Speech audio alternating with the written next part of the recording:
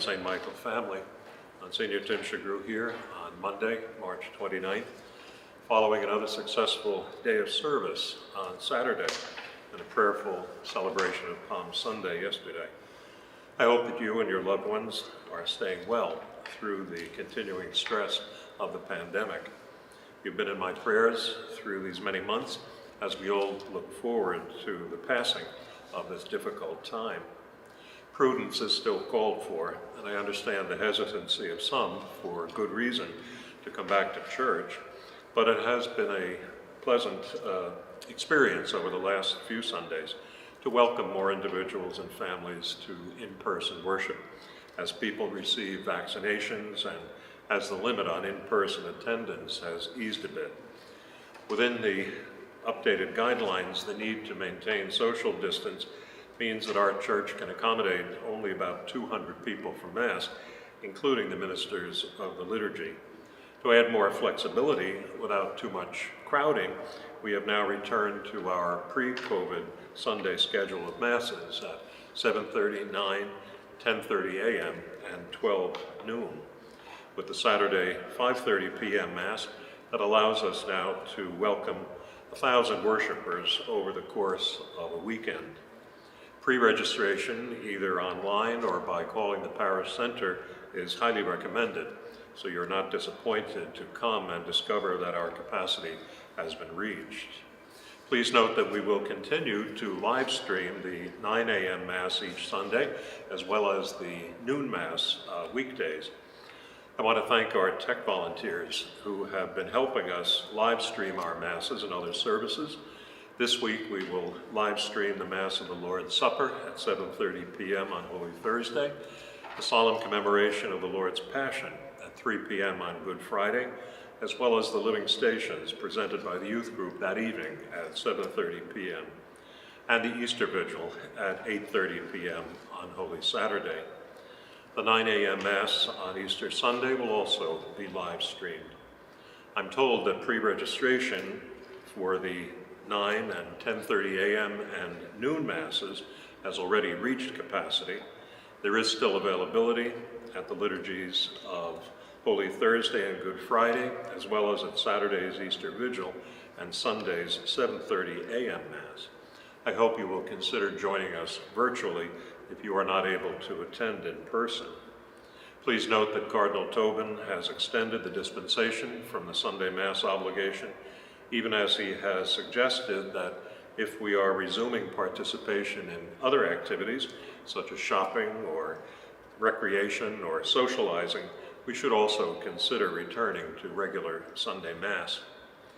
I want to repeat my sincere thanks to Father Sebastian and all our parish staff for maintaining our essential services in as close to a normal way as possible, and to our many volunteers, ushers, and others who have been monitoring attendance and helping with regular sanitizing of the church. I express my deep appreciation. I note gratefully the willingness of our tech crew and four-voice choir Scola to adjust to the new Sunday Mass schedule, moving from 9:30 back to 9 a.m. And I'm pleased that another four-voice group of choir members will be singing at the Mass at 10:30. The full choir, unfortunately, cannot occupy the choir loft and still observe social distancing. I share their disappointment and I commend their patient cooperation as we look forward to their return to full-throated service as soon as possible. Our ministers of Holy Communion, lectors, and altar servers have likewise been patient in their disappointment at being unable to serve in their accustomed way. Our parish COVID response team has been a great sounding board, and the pastoral and finance councils have regularly met via Zoom to guide us through the pandemic. Likewise, the many charitable outreach programs like Samaritans, Salt and Light, Feed My Lambs, and so forth have provided channels for you, our parishioners, to share with those even more burdened by COVID than you are yourselves. Our youth group has continued to meet in person and via Zoom, and our religious education programs catechists have worked diligently with families to provide consistent formation exclusively online. The Lazarus Ministry has aided families preparing funeral rites.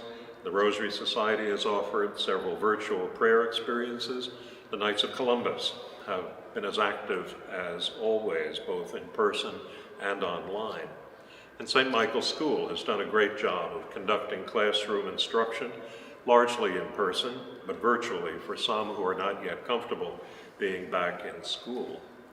Finally, I want to express my gratitude for the efforts of so many parishioners to continue their regular financial support of St. Michael Parish and the annual appeal of the Archdiocese.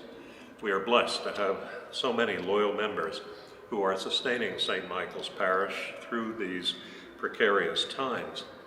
I would now like to introduce Mr. Richard Gallagher, Chair of our Parish Finance Council, who with our other council members has been keeping a close watch on our income and expenses. Their advice is always devoted to help St. Michael's exercise good stewardship of the resources you, our parishioners, provide.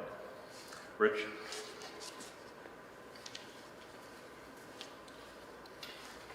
Thanks very much, Monsignor.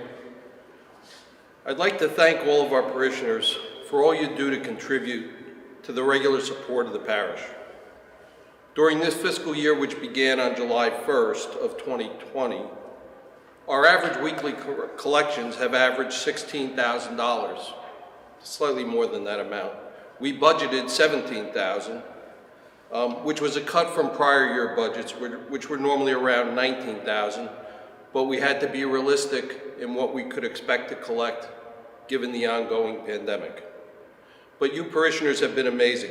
This time last year, I must tell you, we were very nervous. When the pandemic first hit and the church was closed, there were a couple of weeks where collections were around $5,000 a week. But you quickly responded. The year ended up in the red, but not terribly so. Parish Giving, our electronic giving platform, has been great. More than 40% of our collections are now coming in through this source. There is a link on the parish website if you would like to take advantage of that. The support at Christmas again was amazing. We had budgeted $76,000, which was again less than our regular budget. Actual contributions at Christmas exceeded $90,000, which was absolutely amazing. We're hoping for a similar result with Easter. We've budgeted $55,000 for the collections this year. Last year, in the midst of the pandemic, we collected $57,000. Monsignor Tim just mentioned the annual appeal, and he talked about this in a letter that he sent to you last week as well. Our goal this year for the annual appeal is $100,000. The process has changed a little bit from prior years though, although it goes back to how it was structured when the AAA was originally put in place. This year, if we fail to collect our $100,000 target, the parish will need to make up that shortfall. Currently, we have pledges of $38,500 from 150 parishioners. The average gift is about $250. If we had another 250 donors, each contribute $250, we would reach our goal. Or, looked at another way, 125 contributors contributing $500, we'd reach the goal. The Archdiocese supports parishes in many ways.